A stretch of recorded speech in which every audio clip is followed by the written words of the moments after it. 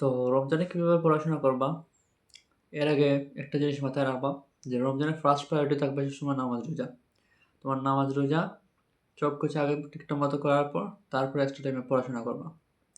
দেন আরেকটা জিনিস মনে রাখবা যে ট্র্যাক থেকে ছুটা যাবে না।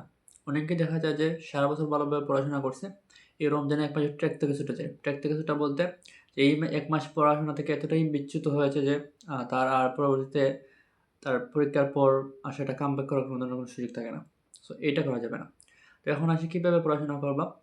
তো ফার্স্ট অফ অল আ সাধারণ দিনের মতো রমজানেও ২ ক্যাটাগরির স্টুডেন্ট দেখা যায়। এক ক্যাটাগরির স্টুডেন্ট সেহরি পর্যন্ত পড়াশোনা করে, আর ক্যাটাগরির স্টুডেন্ট সেহরি থেকে শুরু করে পড়াশোনাটা স্টার্ট করে। তো তুমি কীভাবে পড়াশোনা করবা এটা তোমার উপর ডিপেন্ড করে। আমি ব্যক্তিগতভাবে যে বলি তোমরা যেকোনো টাইমে পড়তে পারো। সো এই ক্ষেত্রেও সেম যে তুমি রমজানে কী করবা?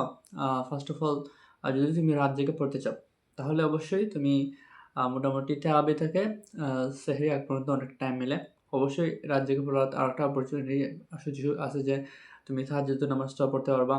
রাত ৩টা ২:৩০ নাগাদ নামাজ পড়তে পারবা, কোরআন শরীফ পড়তে পারবা। এটা একটা ভালো বেনিফিট। তো এটার ক্ষেত্রে সময়টা পড়াশোনার ক্ষেত্রে সময়টা একটু সিঙ্ক হয়ে যায় আমি জানি। তো রমজানের ক্ষেত্রে আমি আগেই যা বললাম, তোমার পড়াশোনা একটু কম হবে, বাট অবশ্যই ট্র্যাক থেকে ছুটবা না। এই যে ৩-৪ ঘন্টা পড়বা, পড়াশোনা করবা, মনোযোগ দিয়ে পড়াশোনা করবা। তারপর ঘুম থেকে উঠতে যখন তুমি ফজর নামাজ পড়ে ঘুমাবা, সারা রাত জেগে তখন তোমাদের ঘুম থেকে উঠতে মোটামুটি একটা লেট হবে স্বাভাবিক।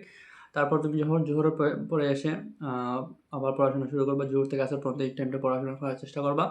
আসর থেকে মাগরিব পর্যন্ত অবশ্যই তোমরা বিকালের সময় অন্য কোথাও কাটাতে পারো। যত ধীরে, ধীরে তোমার ইফতারের সময় চলে আসে, তখন তোমাদের সময়টা অন্য কোথাও কাটাতে পারো। তারপর মাগরিবের পর কী করবে? মাগরিবের পর কি পড়াশোনায় বসবা? আমি বলব ইকুয়াল টু টাফ। আমি মাগরিবের পর আর পড়াশোনা করতে পারতাম না। আমি তারাবির আগ পর্যন্ত একটা রেস্ট নিতাম আরকি। সো এটা একটা টাইম হতে পারে। আবার আরেক ক্যাটাগরির স্টুডেন্ট দেখা যায় যারা তারাবি থেকে এসে ঘুমিয়ে পড়ে। তারা সেহরিতে উঠবে, তারপর সেহরি করে পড়াশোনা করবে। So it will be better idea. যদি তোমার মনে হয় যে তুমি পারবা, যে তোমার ঘুম লেগে যাবে, অনেকের ক্ষেত্রে ঘুম লাগে না, আমার ক্ষেত্রে যেটা হয় আমি ঘুমাতে পারি না। তো তোমার যদি মনে হয় যে তুমি ১২টার ভেতরে ঘুমিয়ে যেতে পারবা, 11:30টার ভেতরে ঘুমিয়ে যেতে পারো, অবশ্যই ঘুমাবা। তারপর সেহরির সময় উঠবা ৩টা ৩:৩০ নাগাদ সেহরি করবা। তারপর ফজর নামাজ পড়বা, ফজর নামাজ পড়ে কোরআন শরীফ পড়বা। সো এগুলোর পর অবশ্যই তুমি যদি পড়াশোনা স্টার্ট করো, ইট উইল বি তোমার একটা হিউজ টাইম পাবা পড়াশোনা করার জন্য। তুমি যদি ১২টার মধ্যে পড়াশোনা করো, তাহলে এটা একটা হিউজ টাইম পড়াশোনার জন্য। এবং এই পড়াটা আমার কাছে মনে হয় সবচেয়ে বেশি এফেক্টিভ হবে। এটা আমি করতে পারতাম না, যেহেতু আমার রাতে ঘুম লাগতো না ঠিকঠাক মতো। তো না ঘুমিয়ে অবশ্যই পড়াশোনা করা যাবে না। যদি তুমি রাতে একটা ভালো ঘুম হয় যায়, তাহলে ফজর থেকে পড়াশোনা স্টার্ট করলে একটা হিউজ একটা লং টাইম পড়বা, এবং ওই সময় তোমার ব্রেন অত্যন্ত ভালোভাবে ওয়ার্ক করবে, যদি তুমি জাস্ট সেহরি করে পড়াশোনা করা স্টার্ট করেছো। সো এটা হচ্ছে সবচেয়ে বেস্ট আইডিয়া। তারপর তুমি চাইলে জোহরের পর তখন ঘুমাতে পারো, বা রেস্ট নিতে পারো, অথবা তো যদি তুমি পারো তাহলে তখন ১-২ ঘন্টা পড়তে পারো। এটা তোমার উপর ডিপেন্ড করে। আসর থেকে মাগরিব অবশ্যই তোমার ইফতারের জন্য যে co-curricular activities আছে ওগুলাতে হেল্প করবা। তারপর বন্ধুদের সাথেও একটু হাঁটতে যেতে পারো। আর মাগরিবের পর অবশ্যই তোমার রেস্ট নিতে পারো। আর আমি মাগরিবের পর সবসময় যে রেস্ট নিতে এরকম না। যদি পড়াশোনার প্রেশার যখন থাকতো বা মোটামুটি একদম কাছে চলে যেত, তখন ওই ১ ঘন্টা আমি কাজে যেতাম।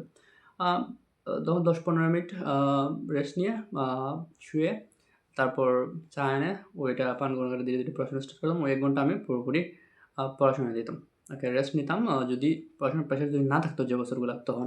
আর যখন পড়াশোনার প্রেশার থাকতো তখন ওই সময়গুলো আমি মানে পুরোপুরি প্রপারলি ইউজ করার ট্রাই করতাম। সো এটাই তোমাদের জন্য ছিল আমার রমজানকে উদ্দেশ্য করে দেওয়া একটা লেকচার। আশা করি সবাই ভালো লাগবে এটা।